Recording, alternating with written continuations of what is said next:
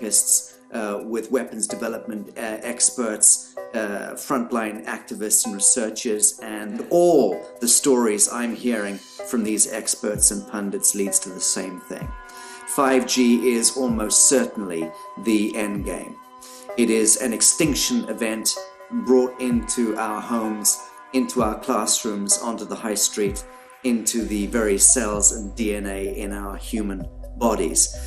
It is such a perilous threat that it is almost impossible to imagine, let alone describe. When the 5G signature goes live, it will tap into a multitude of satellites which are in geosat orbit around the surface of the Earth. Millions of surface antennas will pick up that signaling and will then scatter the signaling into hundreds and hundreds of millions of different micro antenna systems set up on street lamps and even in your home, which you're not aware of incidentally. The LED light bulbs in your home invariably contain the micro or nanotech lens flare capacitors which will receive the 5G signaling, and it will proliferate the 5G signaling everywhere by exploding the signal into billions of photons which will target everything all at the same time. This is stealth technology. This is invisible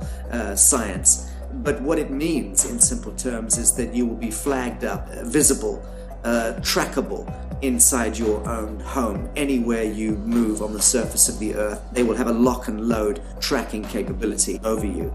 You will be visible to invisible masters, each one of us, all the time. Today, our governments and the corporate sector have managed somehow to infiltrate the mainframe of our civilization and are pushing through a $20 trillion infrastructural rollout without any, and I mean without any, health science running behind it. There have been no tests. Your government and your health authorities are either in collusion on this matter of genocide and ecocide, or they're just damned stupid, and I would suggest it is the latter. Shame on the technologists and the electricians who are furthering this technology in our homes, in our offices, in our streets. Shame on the legislators and the parliamentarians and the troglodytes and bureaucrats that proliferate our society today. Shame on that echelon for putting their signatures to contracts which allow the fast tracking of this technology into our homes and onto our high streets. Shame on the parliamentarians and international leadership whose wet ink signatures and seals of office are sanctioning and permissioning the rollout of something which is arguably the greatest threat to humankind. Shame on each one of us who now fail to get up out of our homes, walk out of our front doors, and challenge every so-called authority who dares to violate our bodies, our homes, and our future generations.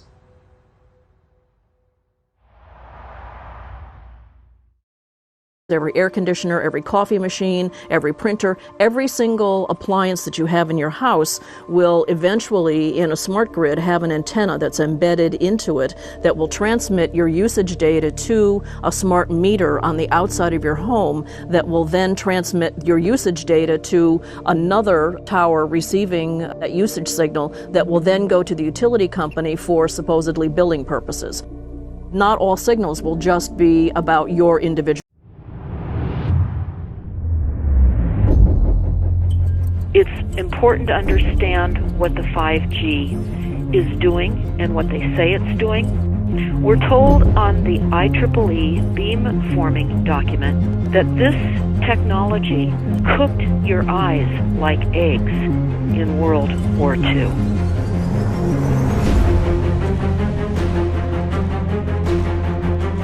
And you all need to understand these are military weapons. These are assault frequencies. If you garner nothing more than that, that's what you need to know. It's microwave radiation warfare. This is what this is.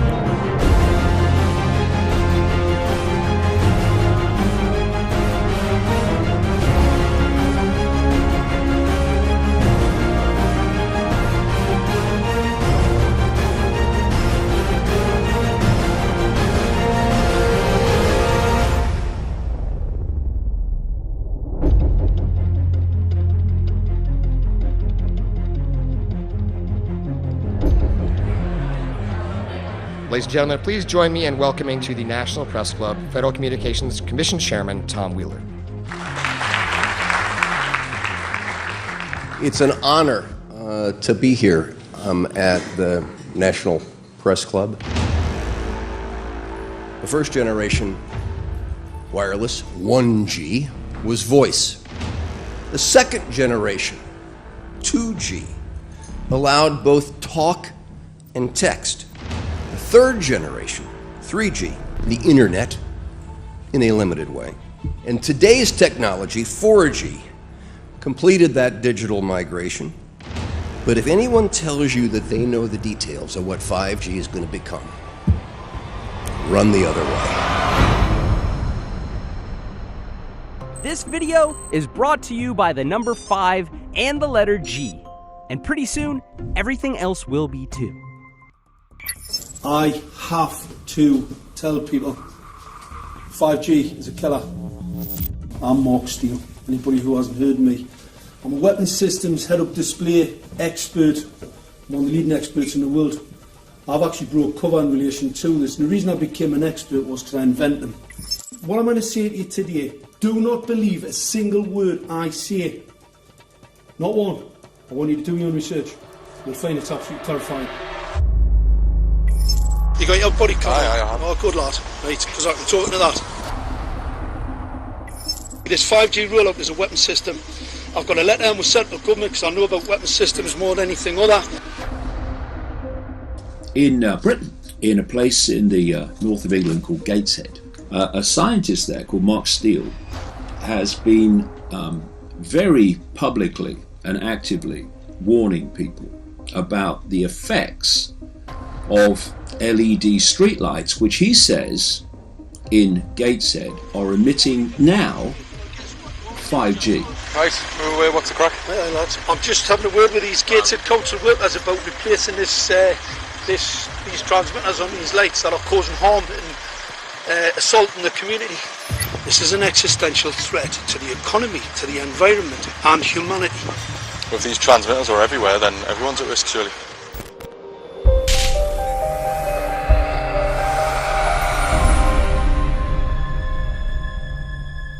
There's a lot of confusion about what 5G is. The G stands for generation. So you started off with the first transmitter system. Back in the 1980s. In the 80s, yeah. So you had 1G, then you had 2G. And as the generations moved on, you started to see more complex signal systems, cleverer pieces of antenna designs, etc., etc. So the whole thing became more data, quicker downloads, etc., etc. However, 5G is something completely different.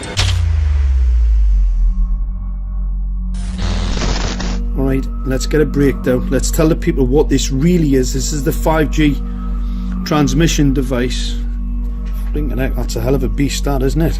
These are the uninsurable transmitters. Just get a good look at that, guys, because obviously I know there's quite a few experts who want to see more detail about the transmitters and the chipsets. Just have a good look, boys. This is the control management system masquerade. There's an antenna there, you see that? What is this phased array antenna here? What's that? This is for phased array, alright? As you'll see, it's got a driver, it's got some chip there. It's one chip. Look at the chipsets on this. This is your dystopian world. What did Gateshead Council say? I'll tell you what, I think we better send some of these educated fools back to school, or just send them to prison. Whichever's the easiest. I think prison's probably better. Alright, that's 5G, guys. That's 5G hardware. You must consider the whole part played by electricity in nature. Human beings cannot go on developing in the same way in an atmosphere permeated on all sides by electric currents and radiations. It has an influence on the whole development of man. This life of men in the midst of electricity, notably radiant electricity, will presently affect them in such a way that they will no longer be able to understand the news which they receive so rapidly. The effect is to damp down their intelligence. Such effects are already seen today. Even today, you can notice how people understand the things that come to them with far greater difficulty than they did a few decades ago. Rudolf Steiner, 1924.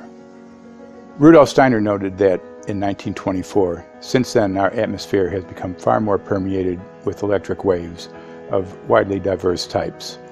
There's no doubt now that electric waves, electromagnetic forces, cause direct biological effects. There's thousands of peer-reviewed papers on this subject. There's no doubt about it. But what are these effects? How are they affecting us? What can we do about it? We're now at a stage where we're putting in what's called 5G, which is a special type of broadcast for high-density information transfers. And it turns out that this is the same frequency bands that are used in crowd dispersal weaponry.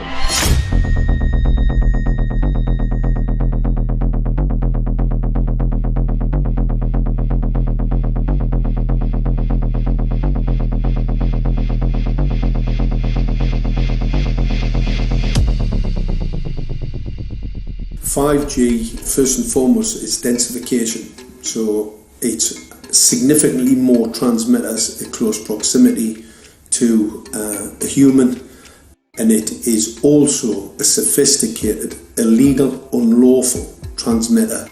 What I mean by that is it is a high gain dielectric lens antenna, and what that allows 5G transmitters to do is to 3D map its environment in your home.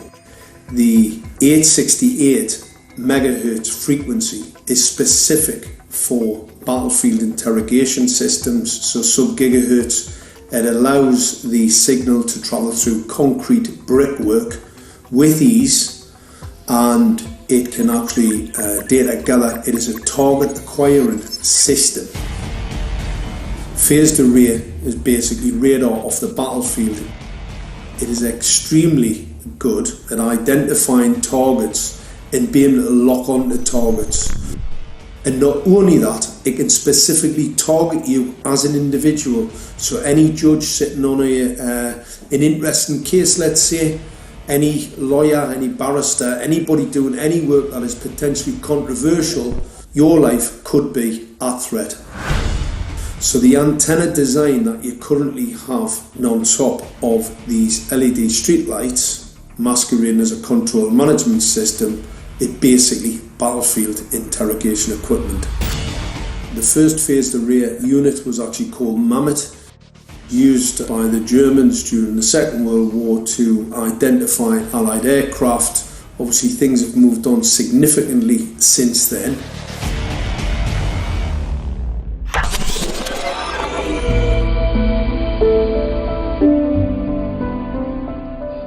Well, I joined the Royal Navy in 1960, and I specialised in microwave warfare. Radar, obviously, which uses microwave, but they don't just teach you radar, they teach you all about microwaves and other uses. So I understood about microwave warfare and how it can damage people, how it can harm people. Microwaves then were used as weapons, as they are today.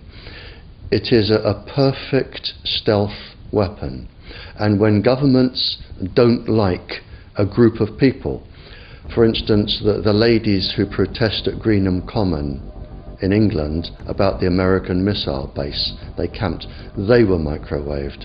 We microwaved Catholics in Northern Ireland to make them sick. It goes on all over the world, and it's a weapon that you don't know you're being targeted because the dose is very, very low, which is actually more dangerous than a high dose. It's very, very low, and it may take a year or two, but you can cause neurological damage and cancers with low-level microwaves, and you can make all your opponents sick. It's a perfect weapon for a government. Our impulses are being redirected. We are living in an artificially induced state of consciousness that resembles sleep.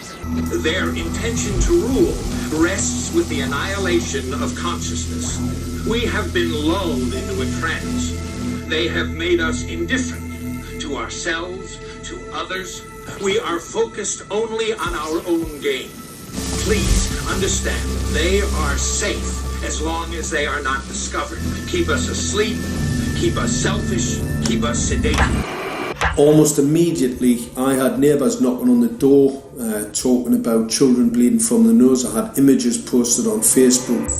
And one neighbour in particular came to my door and mentioned the fact that since the LED street lighting had been installed, she was bleeding from the nose every single night. I thought it was unbelievable. However, I spoke to another neighbour who lived not far from the first lady who mentioned this, and she also confirmed that since the LED street lighting had been installed, she also had started to develop nosebleeds and had never had nosebleeds before in her life. That then put me on a journey to investigate. I measured microwave radiation levels from the transmitters on top of the LED streetlights. The basic 868 megahertz, it was significantly higher than the current Council of Europe 1815 resolution, which is a maximum of 600 millivolts. I've measured up to over 3,000 millivolts.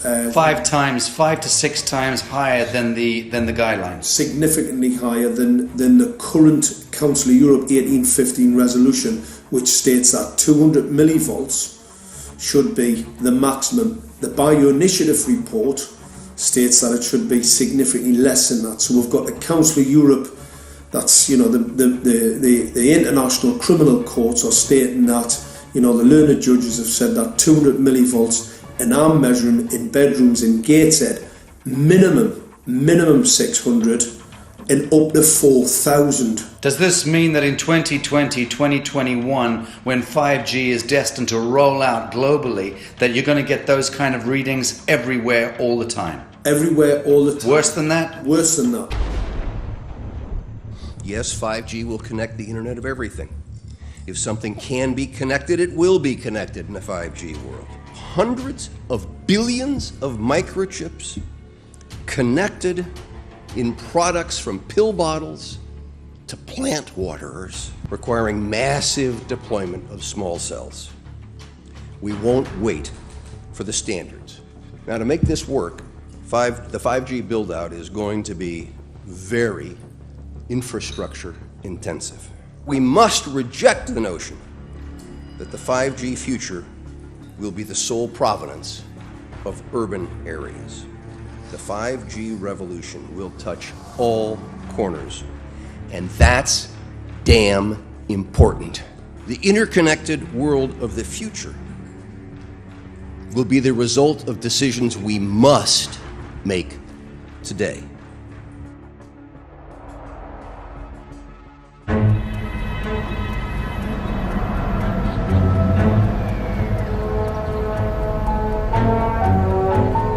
The main issue before us today is Senate Bill 637 and Senate Bill 894, the former by Senator Hugh and the latter by Senator Knopf. We're going to invite the first four witnesses in support of the legislation, and that would be John Jones with Sprint, David Lewis and Andy Emerson with AT&T, Neil Krevda with Verizon, and Frank Alcavetti Jr. with T-Mobile. So be straight with me. Is it true?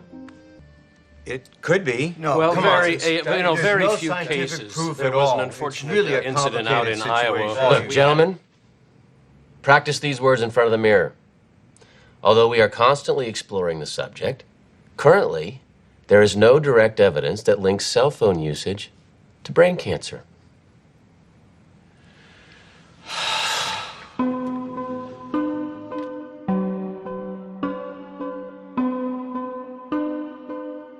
I'm Sharon Goldberg. I'm an internal medicine physician. I've practiced medicine for 21 years, and my background is mostly academic, internal medicine, hospital-based, clinical research, and medical education. I'm a certified Microsoft small business specialist. I've worked on space station designing the cabling system for the airlock module, where I was responsible for EMI/EMC analysis, which is electromagnetic interference, electromagnetic compatibility. I am a professor in the Department of Epidemiology, Biostatistics, and Occupational Health, and I teach there both toxicology and health effects of electromagnetic radiation. My name is Daphne Tachover, and I'm the founder of an organization called We Are the Evidence. We are an organization that represents the many adults and unfortunately many children who have become very sick from wireless technology radiation. There seems to be a couple false Easter eggs being put out there right now. I want to make sure we dispel that right off the gate.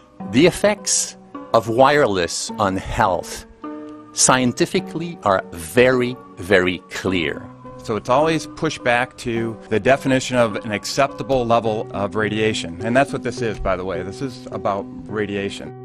Wireless radiation has biological effects, period. My name is Dr. Angie Kolbeck. I've been reviewing the studies showing the impacts of wireless radiation on our health, and there are now thousands of studies showing the following adverse health impacts to wireless radiation: cancer, oxidative damage, DNA damage, DNA failure. Things like memory, dizziness, anxiety, brain fog. Headaches, nosebleeds, cognitive problem, exhaustion. We have evidence of DNA damage, cardiomyopathy, which is the precursor of congestive heart failure. Short and long-term memory loss, decreased attention spans, lower reaction times, even involuntary contractions of muscles causing misalignments of spines and jaws. Breast cancer. We suddenly have breast cancer in women who have no DNA predisposition. Disrupted immune function and change in stress proteins, reproductive and fertility effects. There are dozens and dozens of studies that show beyond any doubt what this radiation is doing to our sperm. Now, if you take the cell phone out of your pocket, the sperm will recuperate within 3 to 4 months. What would not recuperate would be the damage to the DNA of the sperm. That is irreparable. The wife of the ex-governor of Indiana was diagnosed with glioblastoma. Same brain tumor Ted Kennedy had and John McCain had. Did you look at John McCain's scar? This is a cell phone brain tumor. LeBron James, one of our sports people, had a salivary gland tumor. That is another cell phone tumor. You didn't hear about it because immediately after that was discovered, he was paid by Samsung to become their spokesperson. We are seeing increases in brain tumors. We're seeing increases in Alzheimer's. We're seeing increases in all of the neurotransmitter diseases, ALS, Lou Gehrig's disease, Parkinson's. These are all disease systems that are known to be associated with low-level energy exposures. We talk about 24/7, around-the-clock exposure, wherever you are and your whole body. You never get away from it. And it seems from our studies that maybe your immune system can cope with for a time, but it will deteriorate. Then the irradiation will definitely damage cells at a deeper level, and the question is what will then happen. These are out of peer-reviewed papers, so these are not just hypochondriacs thinking that they're doing it. We're having real problems with this. This is no longer a subject for debate when you look at PubMed and the peer-reviewed literature. These effects are seen in all life forms: plants, animals, insects, microbes. So 5G is not a conversation about whether or not these biological effects exist. They clearly do. There is scientifically evidence that is so strong that you can be certain that the standards used by the SCC to manage health effects are wrong. We need to start measuring how much radiation are people being exposed to before we roll out 5G. There are 4 kinds of electromagnetic fields that we know are harmful to human health. So radio frequency radiation, magnetic fields, dirty electricity, and electric fields. Okay? Our exposure, any given person, and all humans are affected by EMFs. What is our exposure in a day? It's not one cell phone. It's cell phones, it's multiple wireless networks, it's smart meters, it's cell towers. It's this sandwich, and it all adds up. The data we're going to look at are all published science, testing results, or public standards. At the bottom end of the radiation scale of what's called power density, or signal strength, is the minimum level at which cell phones will work, which was found to be 0.2 billionths of a microwatt per centimeter squared.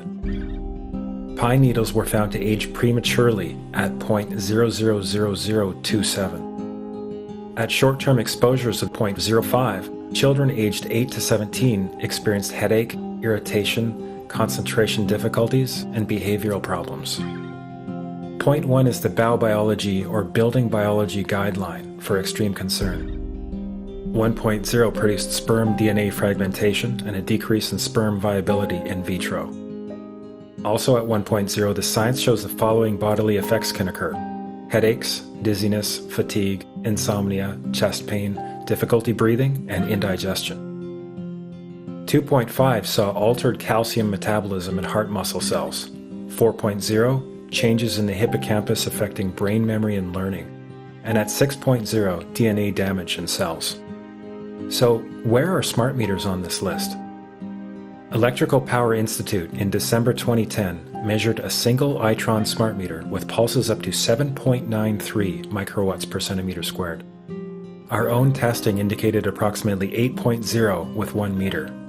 These tests are at a close distance, approximately 1 foot away from the meter, but an infant's crib could be just as close on the other side of the wall where the meter or bank of meters are installed.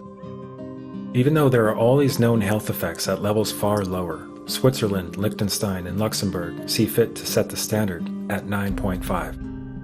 And China, Poland, and Russia, 10.0. This is the same level at which behavior has been altered, producing reflexes of avoidance following 30-minute exposures. A room of 12 smart meters, very common and even a conservative number in an apartment building, tested at 19.8 microwatts per centimeter squared. This is hundreds of times higher than levels which clearly indicate harmful effects. So, how can utilities and governments get away with forcing these devices on everyone? This is how.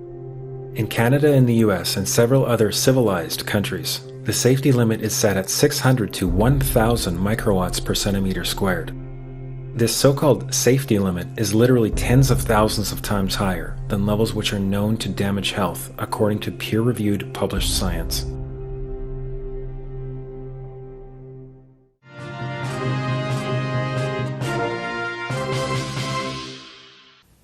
Faster, better, more reliable internet. That's the promise of 5G technology, but there is also the peril. Health hazards associated with radio frequency that is higher also and requires more transmitters and antennas. And the stark, simple fact is the health hazards are unknown and unstudied. And that is a sign of neglect and disregard on the part of the Federal Communications Commission that seems unacceptable. There have been no answers so far. The FCC basically has said everything's fine, but in order to reach a conclusion about the health and safety of this new technology, we need facts. Mr. Chairman, thank you for having this hearing. 5G, as you well know, also uses higher frequency waves that don't travel as far and will rely on a network of hundreds of thousands, potentially millions of small cell sites. And the question then is, are there any health implications, any public safety implications to those additional sites that are likely to be located close to homes, schools, workplaces, and closer to the ground? Correct? Correct, Senator. Yes. So my question for you, particularly Mr. Gillen and Mr. Perry, how much money has the industry committed to supporting additional independent research? I stress independent research. Is that independent research ongoing? Has any been completed? Where can consumers look for it? And we're talking about research on the biological effects of this new technology. Thank you, Senator. I think, thank you for your focus on the issue. Safety is paramount, and as you alluded to, we rely on the expert agencies, we rely on the findings of the FDA and others as to the requirements to keep all of us safe. There are no industry-backed studies, to my knowledge right now. Happy to visit with you as to what opportunities you think there needs to be more studies, and we're always for more science. We also rely on what the scientists tell us. So essentially, the answer to my question, how much money? Zero. I can certainly follow up with you, Senator. To my knowledge, there's no active studies being backed by industry today. Anybody else know of industry commitments to back research, fund it, support it, to ascertain scientifically the health effect? No, I'm not aware of any. So there really is no research ongoing. We're kind of flying blind here, so far as health and safety is concerned. Thank you, Mr. Chairman.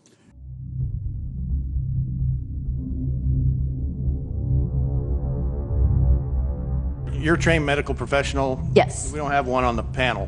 What are we to make of the American Cancer Society, for example, telling us there's no evidence of harmful product? Many of these organizations have conflicts of interest.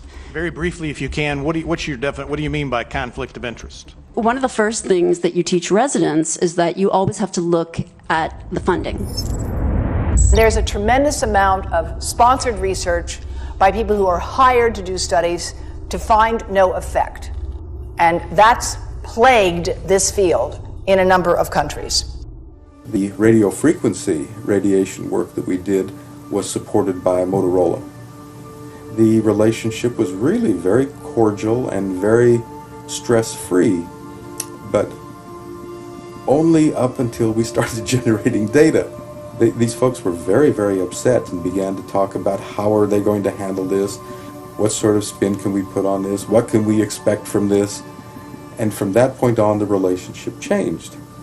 What we saw was that Motorola began to exert more and more control over the work, telling us what to do, telling us how to write abstracts, what to say in the abstracts, what to say in the papers, how to do the work. No, don't do this. Yes, do it this way. This was unacceptable. I had completed our study of DNA damage, and I submitted the final report to Motorola. They simply weren't willing to accept my interpretation of my study, my evaluation of my study, my knowledge of science at that point, and tried to urge me not to publish the study. Did you hear about people coming to you as far as having complaints about illness? We were made aware of health complaints following installation of smart meters, and we wanted to verify this using our field work. So I measured the field of about 30 different people while they stood 1 foot in front of the smart meter, and in every single case, the human energy field was obliterated as they stood in front of the smart meter. So in our first slides, what we see is normal cells, and the structure of the cells is intact and sound. This is what we would expect from a normal sample. So after 2 minutes of exposure in front of the smart meter at about 1 foot away, we see a totally different story. Sample 1, you can see a lot of degradation in the cells. The cell walls have been broken, and you see changes in the cells which are called mycoplasma. It shows a mutation to the cell. In the second sample, we see a different type of degradation to the cell membranes. You can see a corrugation here. This is called bottle cap formation, and it's known that this occurs due to oxidation or exposure to free radicals. So this third subject, when we did her sample, she had to be pulled away from the meter after 45 seconds because she complained about an increasingly severe headache. And here you see a phenomenon called rouleau, where the red blood cells are stacking up, which makes it very difficult for the blood to deliver oxygen to the tissues as they would be their normal function. Every single one of these is a degradation. Every single one of these shows a trauma to the blood cells, and that came from something, and the only variable was the smart meter. The good news in all this is the patient and the blood can return to normal once they have been removed from the influences of these stressors.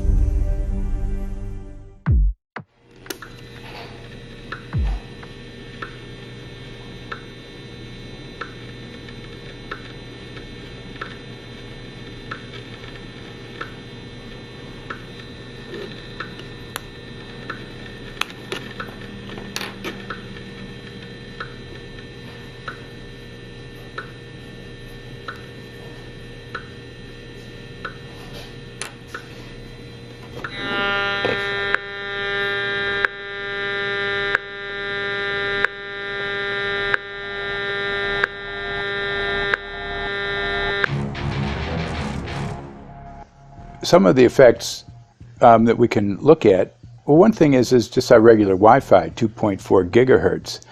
That's in the same range as microwave ovens, which are also called radar ranges, because that is radar. 2.4 gigahertz is interesting. It's not the peak absorption rate in water for microwave frequencies, but it's at a point where it allows full penetration, because if it came in at the peak, it would prevent the insides from getting warm. So that's with basic Wi-Fi. Now when we look at 5G, 60 gigahertz, this is what they call active dispersal sort of weaponry, just to keep people back. It burns the skin. It doesn't penetrate, but 60 gigahertz is the frequency of oxygen molecule absorption.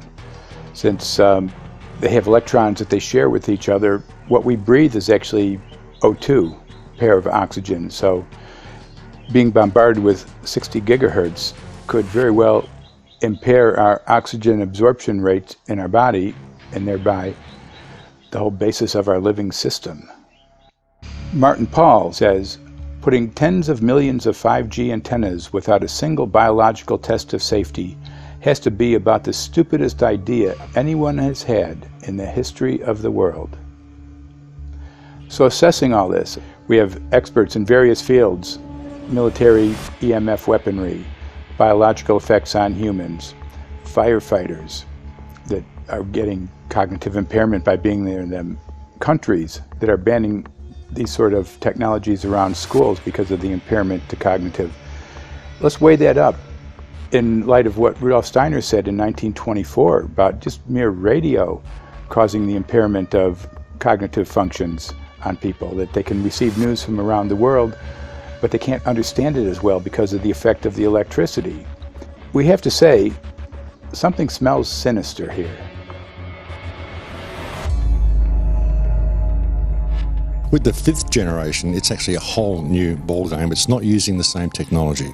They're switching to military-grade millimeter wave technology.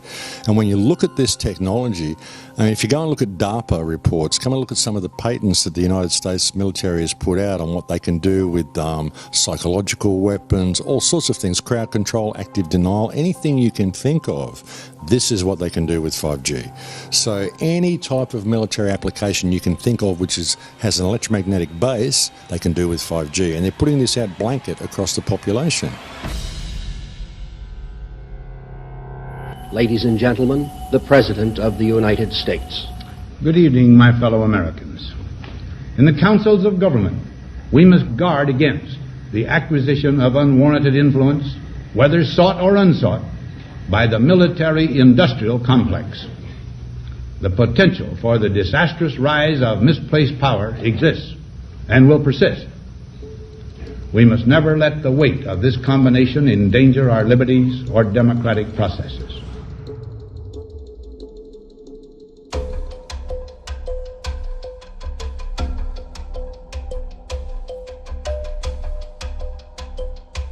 The FCC is a capture agency. They probably conducted what I believe to be the biggest fraud on the public ever conducted.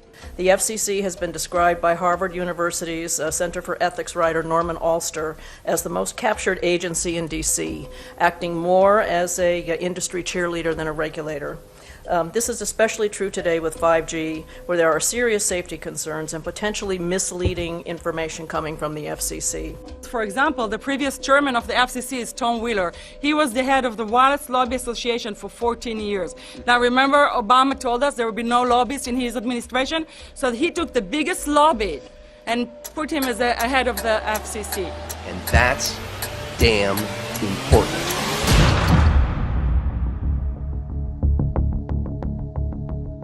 In 1993, the FCC started a rulemaking to adopt the IEEE regulations on this issue. IEEE is an engineer association. Why is it that we adopt regulation of engineers who maybe know how to measure this radiation when it's passing a wall, but not when it's passing a body? All our health agencies objected it, saying that it makes no sense to adopt engineer association, that they had not even one biomedical person on their team. They are effectively indemnified against adverse health impact lawsuits when the acceptable limits are higher than the limits actually shown to show harmful health effects. The FCC guidelines were developed for short-term exposures, 6 minutes, 30 minutes, depending on it's a phone or an outdoor exposure. And they have absolutely no connection to the biological effects that have been very clearly summarized in the Bio Initiative. So as you can see, there's a number of individuals in this room today that have serious concerns about this as regards to their health. If one of your companies decides to put one of these small cells up at a pole that's within, say, 50 feet of one of their houses, what recourse do they have to say, is there a way to move it somewhere else? There's language in the bill so that the authority can require the applicant to come forth with certification of compliance with the FCC's rules related to radio frequency emission. Remember that denial of request or denial permit request that you can put in? It's going to point back to the acceptable levels as determined by the FCC. Not the EPA, or not the CDC, the ones who usually take care of health concerns, but by the FCC, which is staffed by former members of the telecommunication industry. That's the fox guarding the hen house. It's a fact that most insurance companies will not indemnify against EMF effects. Telecom companies around the world are warning their investors of potential major costs due to real or alleged risks of EMF pollution from their products. Interestingly enough, they're warning their investors, but they're not telling their customers. They're basically keeping it quiet because that's where their money comes from. So we're using technology that could be very potentially harmful to us, and the investors know it. But their only worry is that they might lose money, not that our health might be affected. First of all, I think what you should really think about is why is it that they're not insured? It's not that they chose to be self-insured. They actually rejected by the insurance company from being insured because they understand the risk. And so the insurance companies, the big insurance companies, will not insure the telecommunications? So there's insurance companies, and then there's what's called secondary insurance companies. Secondary insurance companies are the insurance companies that insure the insurance companies. So in an event, an insurance company, let's say I insure Verizon, and it may not be able to meet the claims, then the secondary insurance company is kicking in. Like Lloyd's of London. Sorry? Like yes, Lloyd's of exactly. London. So two leading ones would be Lloyd's of London and Swiss Re. Both told the insurance company not to insure the wireless industry, and this is why they're not insured. And that should give you a hint. Now, this is exactly why they have to prevent a health lawsuit. And how did they prevent lawsuit? That goes back to Section 704.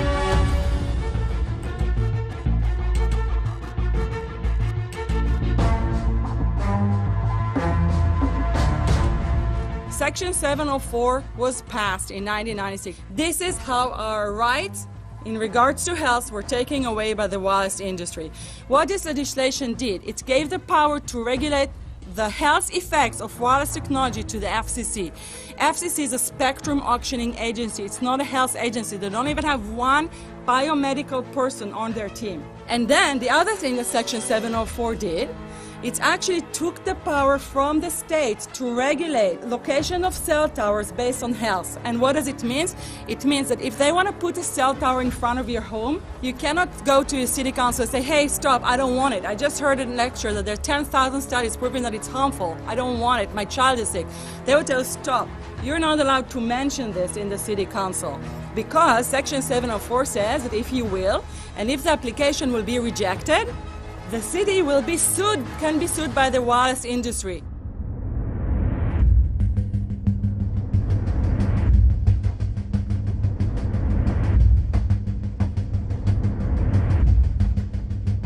A major U.S. government study on rats finds a link between cell phones and cancer. Very first government study linking the radiation from cell phones to cancer. Two-decade, $30 million federal study out today found there is some evidence of a link between cell phone radiation and brain cancer.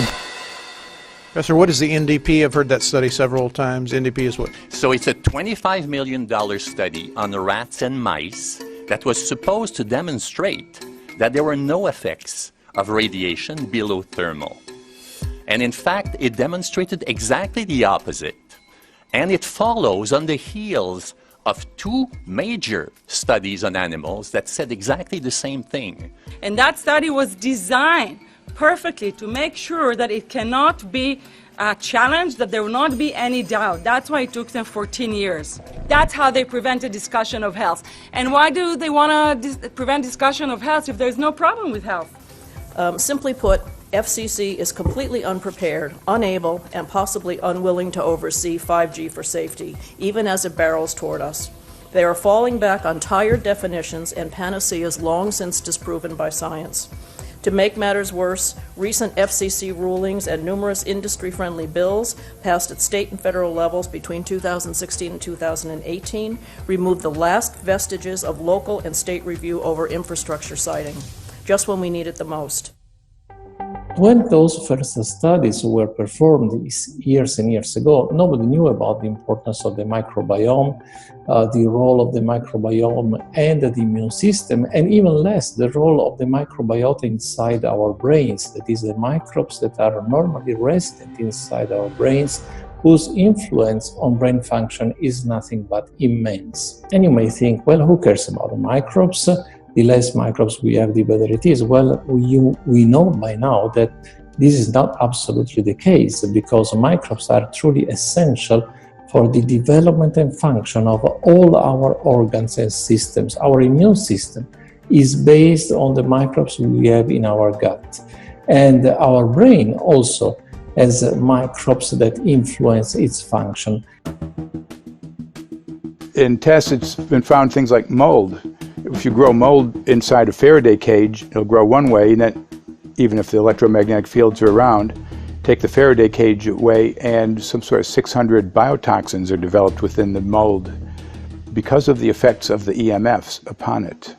Electromagnetic fields, even of weak quality, have an effect upon our microbiome, which is really essential to our whole being. This is going to eviscerate microbial DNA inside human beings, which is our effective operating system, number one. So it may not impact human DNA in laboratory experiments right now, and they're saying it doesn't impact human DNA. But given that human DNA is less than 1% of the cellular DNA in the human body, the rest of the cellular DNA is microbial, and we know that this will eviscerate microbial DNA. So we're talking about a takedown of the operating system of human beings. Exactly. I couldn't have put it better myself.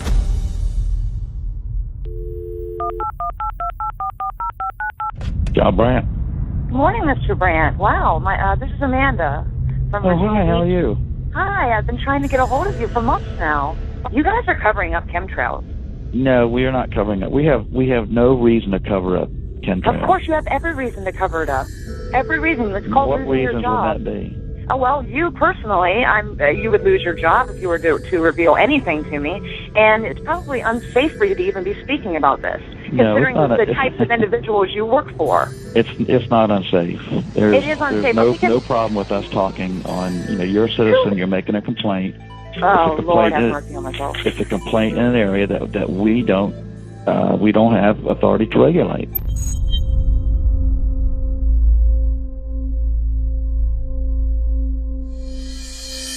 So the connection between chemtrails and 5G.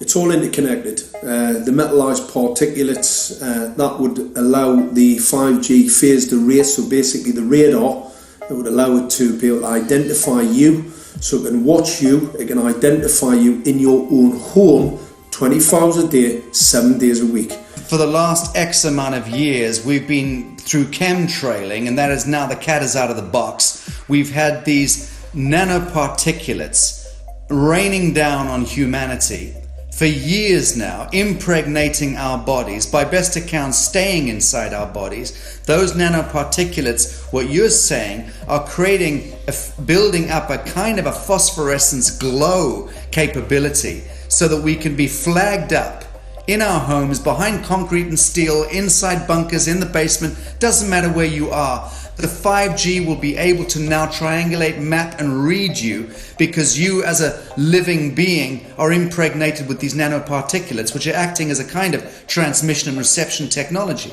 It's absolutely exactly.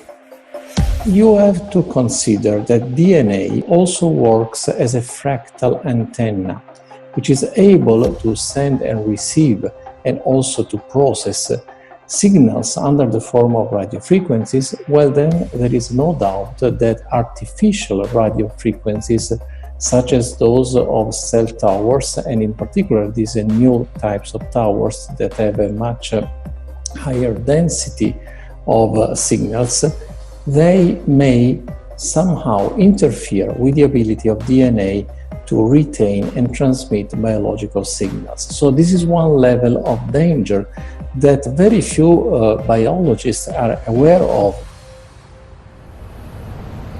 How much effort was put forward to address this, what most of these people are, or many of these people are here for, which are the health concerns? Was there any dialogue back and forth? Was there any working, was there many studies evaluated to look at regarding this area? Maybe not every person that has concerns on the legislation was brought to the table. Okay, so from your perspective, you feel that there was a legitimate amount of time to evaluate the data that the opposition would have on this? Absolutely, and I wouldn't put forth something that I didn't believe in. And I'll tell you, as I mentioned earlier, and it's been commented several times amongst the panel here, this is truly an economic development issue. Our 3-year-old, again at home, is outraged when we pull out the driveway and he's not able to access Wi-Fi.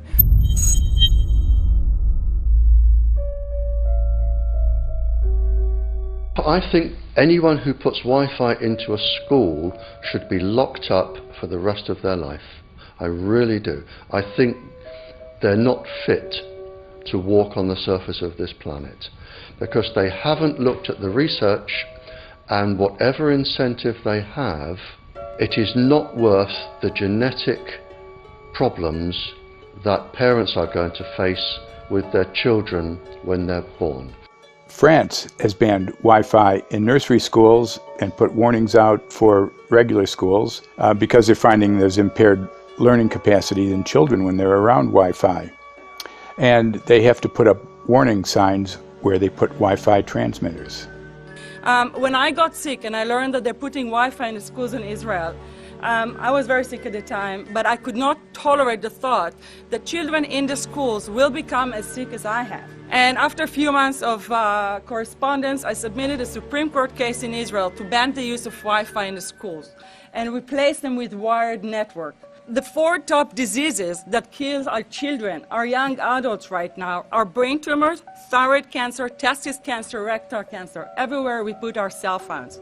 And a lot of our children are sick and they're being misdiagnosed and mistreated because the wireless industry has put billions and billions of dollars in the past 30 years to mislead the public as to the health effects and keep the public uninformed. We are performing an experiment on children. We are exposing children to microwave radiation for 6 hours during every school day. We have had absolutely no studies looking at the long-term effects of this radiation on young people or even on adults. A considerable amount of research shows that developing brains and bodies of children are much more affected than adults. And there are clear indications of a link between increased electromagnetic fields and autism spectrum disorders. We took 10 autistic children and went back to the sleeping location where the mother was when she was pregnant with that child and compared it with the sleeping location of a mother that gave birth to healthy children. We had 10 mothers in that group, 10 mothers in this group, and in the group of the autistic children we found that the measurements that we got for the microwave exposure was elevated compared to the group of children that were normal. The fetus is affected. The exposure to man-made electromagnetic fields has become the first factor that could be isolated ever in autism that could predict autism. The 5th generation of wireless technology, or 5G as it's being rolled out worldwide without safety testing. Let me say that again, without safety testing. And how we've got scientists and doctors and environmental organizers saying, stop this. Because in terms of the effects of wireless radiation, the science is in. Wireless radiation can lead to cancerous heart tumors, brain tumors, DNA damage. Wireless radiation is linked to infertility, to autism, Alzheimer's, and more. And guess what? All the effects that I just listed, those are some of the effects that are known according to the technology that's being seen today. First of all, you have to know that we know that the other EMFs that we're exposed to are already known to be health risks.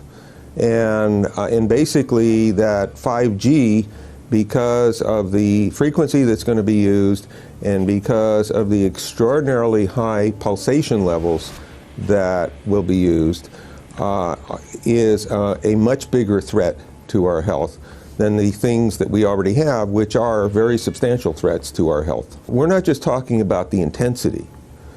We're talking about the frequency and the very high level of pulsations. There's a huge literature which shows that pulsed EMFs, EMFs that pulse up and down very rapidly, are in most cases much more biologically active than our non-pulsed EMFs. Every single wireless communication device communicates via pulsations, but the industry completely ignores this issue. The problem with 5G is that they're planning to put out tens of millions of these antennae all over the place without doing one single biological safety test. Are you implying possibly that we, the consumers, are the guinea pigs since they haven't really done tests to see the effects in a smaller setting? I mean, that's not an implication, it's a statement. We are, yes. Cancer is not the main concern that I have. I'm really concerned about sperm count and about effects on pregnancy. How many of you know that 1 in 6 American couples is unable to have a child when they want to? How many of you know that last year the birth rate in this country dropped the most that it ever has in recent history, 3% in a single year? People look at the sperm, and people use cell phones, and the sperm, usually sperm swim, and they swim straight. But if you expose them to radio frequency, mobile phone waves, they swim in a circle. Studies have been done here in Australia, taking sperm from healthy men. And one test tube gets exposed to cell phone radiation, and one test tube is not exposed to mobile phone radiation. And then the results are evaluated. And this is a measure of vitality. We measure how well the sperm swim. This is a measure of motility. This is a measure of mitochondrial DNA damage. They have 3 times as much damage on their DNA if they have been exposed to mobile phone radiation. The data on that are rock solid. Cell phones can damage sperm quantity and quality. Your embryo, your uterus in the fetus, where your child is developing for the first 100 days, in the ovaries, the eggs do not have that protection. So they are at maximum risk from radiation. And for the first month or so, you wouldn't even know you were pregnant. You wouldn't even be taking precautions. That is the main danger area. So you give birth to a daughter, but her ovaries are now contaminated. She may be normal, she may be genetically damaged, but her ovaries are at the most risk. So when your daughter grows up and she becomes pregnant and has a baby, this is where one of these eggs will be fertilized and come out. So the real damage here is your grandchildren. That is where it is going to show most. Do you think that there is a chance that within the 3rd generation of females, they may be irreversibly sterile? Not in the 3rd generation, but in the 5th generation, and that would for humans be something in the order of 150 years ahead of us. And of course, then it's too late to say that you are sorry, and it's very too late to say stop. There is a wealth of papers. I mean, we're talking about thousands of published papers in the scientific literature, few of which, or sometimes none of which, have entered the official documentations from authorities and likewise. So I think it's really time to have an independent compilation of data. Such was done at August 31st, 2007 in the form of the Bioinitiative report, of which I was one of the authors. And then then we put together approximately 2,000 scientific references on a little bit more than 600 pages, clearly saying that if you, for instance, if you are a rat or a mouse or a cell or a molecule, you should definitely not allow yourself to be exposed to this. And in the meantime, we have this full-scale experiment using our own kids. One interesting case, John Patterson, he was a telecommunications engineer in Sydney, Australia. Very brilliant man. For 20 years, John tested Telstra digital systems. Over the time, he realised the dangers of electromagnetic radiation. It disrupts the bioelectric system of your body, which is really your brain, your nervous system, how your muscles talk. And he tried warning of these effects through different agencies, through his company. Got all the test gear out and measured it and drew up a report, and I was immediately removed from service. Finally, in 2007, he took matters into his own hand. He commandeered a used British Army tank and went and destroyed 6 cell phone towers in Sydney, Australia, because he wanted to stop this. He was trying to make a point. The message was that how dangerous it was. You know, these people were elected by us to manage our infrastructure in a responsible manner. That is the sole purpose of government if it's going to exist at all. And if it doesn't do that, then it has no right. It is invalid. So we need to pull this infrastructure down. We really do. But in order to do that, I mean, we can't just be some violent domestic terrorist. You've got to bring this awareness to the people that these towers are doing them damage. You don't need bandwidth that fast. And they're not doing it so you can download movies quickly. They're doing it so they can track every single thing you do and bring in this social crediting system to control even everything you think. There's a story about a lady called Claire Edwards. She was a United Nations staff member, and she was warning of the potentially catastrophic dangers of 5G technology. I took the issue to the UN Secretary General, Antonio Guterres. He is a physicist and electrical engineer, and lectured on telecommunication signals early in his career, yet asserted to me that he knew nothing about the dangers of 5G. Current public exposure levels are at least 1 quintillion, that's 18 zeros, 1 quintillion times above natural background radiation, according to Professor Olle Johansson of the Karolinska Institute in Sweden.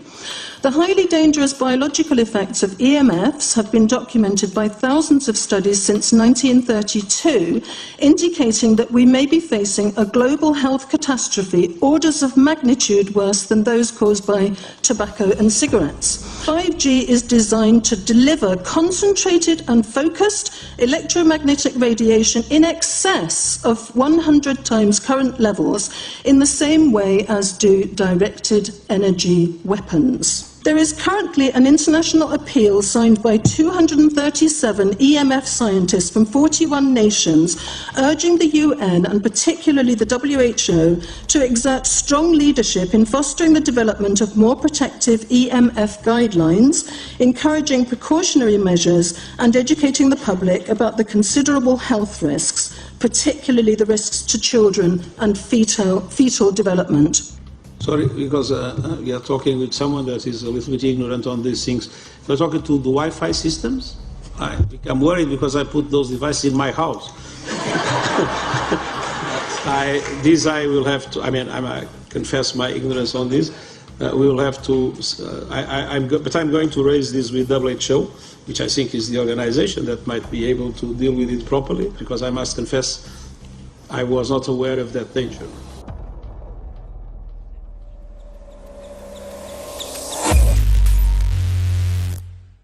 In 1996, when the Telecommunications Act was passed, in it was a provision essentially that kept local officials from addressing health issue concerns when approving or not approving a cell tower. So that's correct. But then something new is happening. We've talked a lot about it on the Solari report, thanks to Jason Bowden-Smith and his website EMF Warriors. But this is new. This is very, very new. So you're basically, sending out an appeal on something that in one sense hasn't happened yet. This is not just an incremental change. This is a big step up. It's a sea change. An onslaught's not an improper word. It's a bombardment. So instead of a cell tower 1 mile or 2 miles from you and you still have cell phone service, we're going to have antennas every block, and some poor soul is going to have one mounted to a utility pole maybe less than 20 meters from their home.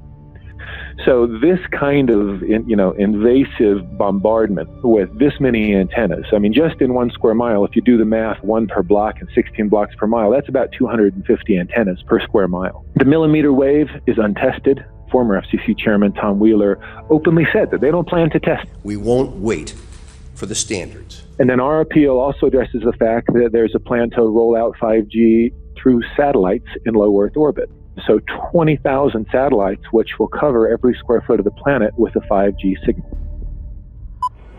6, 5, 4, 3, 2,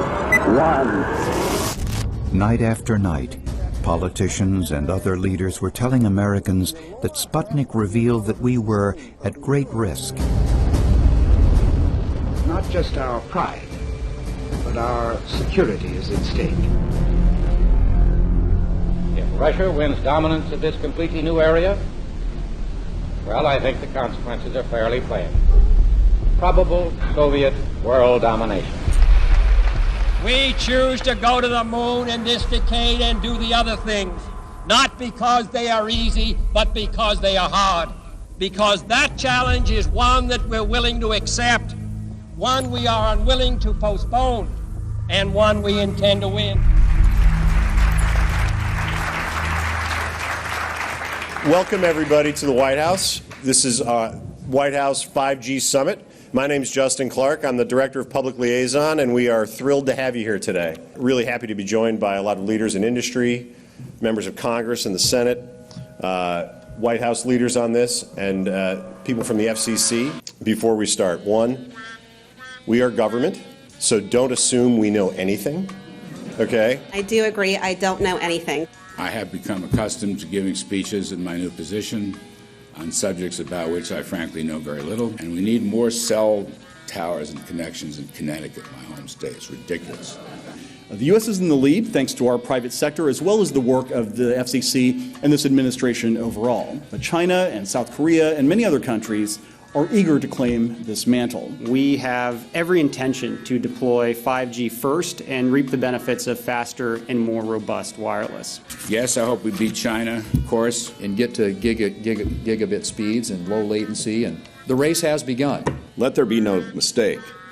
The race to 5G is a sprint. Winning the global race to 5G, it's a national priority. We must bear in mind the national security implications of winning the race on 5G. Today we're talking about the importance of being first in 5G, continued commitment to putting America first in the race to 5G. We're calling it America First, 5G First. Well, our strategy is called the 5G Fast Plan, a plan to facilitate America's superiority in 5G technology. Connected devices for health applications, which I love, has the capacity to make people healthier, as I understand it, a lot of medical applications. Industry is not asking the government for money to build 5G networks. They're asking us to cut the red tape that surrounds infrastructure deployment. We cannot let today's red tape strangle the 5G future. The red tape slows and sometimes stops the building of densified network facilities necessary for 5G. As we continue our efforts to keep government out of the way so that America can continue its leadership for America to win the race to 5G. One path is the government regulatory path. The other path is the private enterprise free market. Gales of creative destruction, Schumpeter path. Have you ever heard that? Gales of creative destruction. It just means let it rip. The new replaces the old. With 5G, we're on the cusp of another era of American innovation. It means an even more connected world for everyone around us, unlocking the potential of the Internet of Things to become safer, healthier, and more sustainable for our future. You know, sometimes, look, we all believe in the 10th Amendment, but sometimes you have to override it.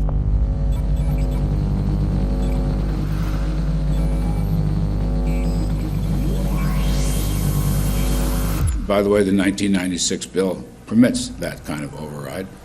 We're not here to be completely heavy-handed, but sometimes you got to do what you got to do. And some of these states or cities that don't want to cooperate want to shake us down. We can't allow obstacles and barriers to stop this movement. That's all.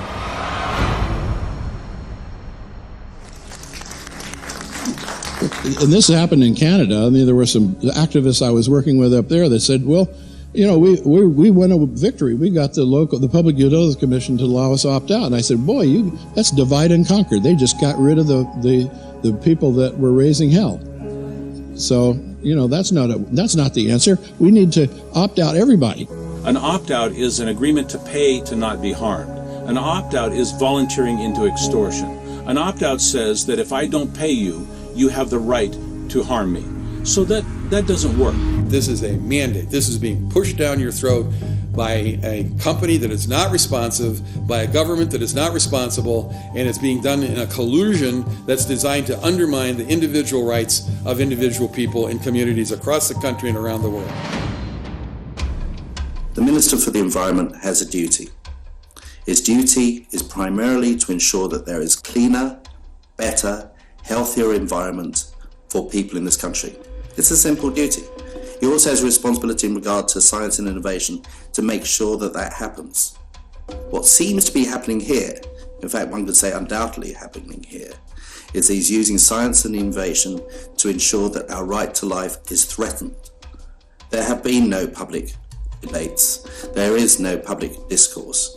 There are no public disclosures as to why, when, how, what is going on in regard to 5G. That by itself is a breach of ministerial responsibility, and one which we really should look at in terms of a private prosecution against the ministers who have failed to protect our right to life. Okay, smart technology, smart meters, smart cars, not that smart, huh? What does smart mean? Anything that has smart attached to it, secret militarised armaments in residential technology. That's where smart came from. And smart, every bit of technology that you see today has all been developed for either some type of battlefield, some type of intelligence gathering system, and obviously these developments have to be commercialised, and people have actually took them into their homes. The definition of a smart grid is a wireless system that will fundamentally turn every single appliance in your home into the equivalent of a transmitting cell phone. That's every computer, every television, every furnace, every air conditioner, every coffee machine, every printer, every single appliance that you have in your house will eventually, in a smart grid, have an antenna that's embedded into it that will transmit your usage data to a smart meter on the outside of your home that will then transmit your usage data to another tower receiving a usage signal that will then go to the utility company for supposedly billing purposes. Not all signals will just be about your individual use. There will be aggregate meters that will bounce signal from house to house to house within a neighborhood that will then accumulate all of the usage data that will transmit that to the utility company. Now, what that will do is that the end metering system that is transmitting all of that data will be firing an RF signal at many, many times a second, which will increase the average homeowner's radio frequency radiation exposure exponentially. This picture shows some aphids on the leaf of an orange tree shortly after radar equipment was installed at a nearby airport a number of years ago. I noticed that every few seconds all the aphids would tense up in unison and do sort of a little dance, as you see in the picture. Upon further investigation, I found that the interval of time between the activity of each dance coincided exactly with the rotation of the radar rotor device at the airport, which was a distance of approximately 14 miles. The antenna arrays create this steerable beam, which helps concentrate the energy. The beams get pointed at the user. What's a MIMO tank? Massive in, massive out. British government have got a plan to roll 400,000 out. This is so that you've got 5G in every nook and cranny, every part of the countryside, so that you can have autonomous tractors, believe it or not. However, those transmitters, these are radar. It is phased array radar. Though that radar signal sweeping the countryside will kill every pollinator, every biological structure, it will sterilise livestock, it will kill the ground, consequently land won't have a value, Obviously, farmers will die. The community will be under attack. The community will be under attack. If we can't produce food, if we kill all the pollinators, we're in serious trouble. The takeaway is that 5G, the $1 trillion rollout of 5G by our friendly local government, is definitely a weapon system masquerading as a modern efficiency technology. It most certainly is. And what I put it down to, it's economic terrorism. There is no value, nil, in killing off your population, in destroying your ability to grow food, to kill all your pollinators. They may have a nice financial number on a piece of paper, but in reality, dementia, diabetes, all the things that are currently crippling the NHS, a burden on the country, illness, mental health issues, the focus of that cause can be identified and has been identified in the science. The science is proven. The epidemiological data that we're seeing on the street is now substantiating that science. The DNA inside you, the mitochondrial DNA, you can trace unchanged to your mother, her mother, her mother, right the way back to the beginning of the human race in Africa, the Stone Age. It is unchanged, the mitochondria, and that is being unchanged in your children, which means if you damage it, your child could be genetically damaged, then her child, and her child, and her child, forever. You are condemning the future generations of every single child. There is, however, a light at the end of the tunnel, or there is some ray of hope. Thanks to the principles of biological quantum entanglement that we have learned how to exploit in the field of biology and medicine, now we can transfer the information from the microbial DNA to the human DNA. And in so doing, we can train, so to speak, the microbes to withstand whatever extreme condition they are exposed to, including this new technology. And then we can train them to transfer this resilience of theirs to our DNA. So let's say that there are good reasons to be worried about the introduction of these new technologies, but fortunately, since the knowledge in the field of quantum biology, in the field of microbiome medicine is advancing as fast as potentially harmful technology, then we can exploit this knowledge to protect ourselves from any real potential or perceived danger from these new technologies. I've met with molecular and cellular biologists, with blood microscopists, with weapons development experts, frontline activists and researchers, and all the stories I'm hearing from these experts and pundits leads to the same thing. 5G is almost certainly the end game. It is an extinction event brought into our homes, into our classrooms, onto the high street, into the very cells and DNA in our human bodies. It is such a perilous threat that it is almost impossible to imagine, let alone describe. When the 5G signature goes live, it will tap into a multitude of satellites which are in geosat orbit around the surface of the Earth. Millions of surface antennas will pick up that signaling and will then scatter the signaling into hundreds and hundreds of millions of different micro antenna systems set up on street lamps and even in your home, which you're not aware of incidentally. The LED light bulbs in your home invariably contain the micro or nanotech lens flare capacitors which will receive the 5G signaling, and it will proliferate the 5G signaling everywhere by exploding the signal into billions of photons which will target everything all at the same time. This is stealth technology. This is invisible science.